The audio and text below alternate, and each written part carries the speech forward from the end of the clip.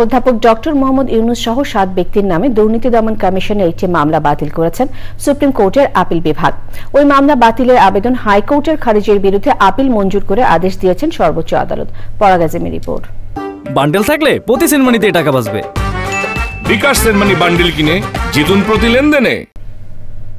2023 সালের 30 মে অধ্যাপক ডক্টর মোহাম্মদ ইউনুস সহ গ্রামীণ টেলিকমের 7 কর্মকর্তার বিরুদ্ধে অর্থ আত্মসাৎ ও পাচারের অভিযোগ এনে মামলা করে দুর্নীতি দমন কমিশন। মামলায় অভিযোগ গঠনের আদেশ নিয়ে প্রশ্ন তুলে মামলাটির কার্যধারা বাতিল চেয়ে গত বছরের 8 জুলাই হাইকোর্টে আবেদন করেন অধ্যাপক ইউনুস সহ 7 জন। শুনানি নিয়ে গত বছরের 24 জুলাই আবেদনটি খারিজ করে আদেশ দেন হাইকোর্ট। ওই আদেশের বিরুদ্ধে আপিল বিভাগে লিভ টু আপিল করেন অধ্যাপক ইউনুস সহ 7 জন।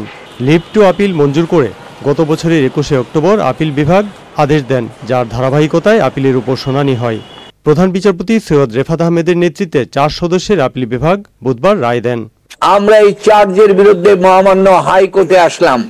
আমরা কোয়াশমেন্ট চাইলাম যে এই মামলাটা চলে না সমস্ত কিছুতে। ডক্টর মোহাম্মদ ইউনুস সাহেব বললেন, আমি ক্ষমতায় আছি, আমি কোনো সরকারের অনুগ্রহ চাই না। মামলার ধারাবাহিকতা, মামলা চলবে সুপ্রিম কোর্ট পর্যন্ত। এই মামলায় যদি আমি অপরাধী সাব্যস্ত হই তাহলে আমি অপরাধ মাথা পেতে নেব, উনি তাই ঘোষণা দিলেন।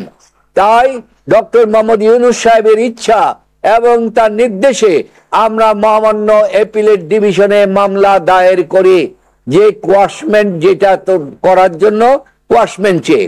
মামলায় রাষ্ট্রপক্ষে ছিলেন অ্যাটর্নি জেনারেল মোহাম্মদ আসাদুজ্জামান এবং দুদকের পক্ষে ছিলেন সিনিয়র আইনজীবী আসিফ হাসান।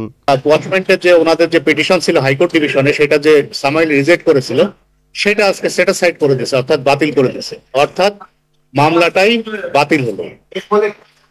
এর ফলে ওই মামলাটা থাকলো না, মামলাটা বাতিল হলো।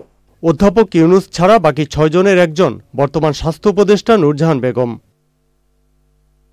পরাগ আজিম, চ্যানেল আই।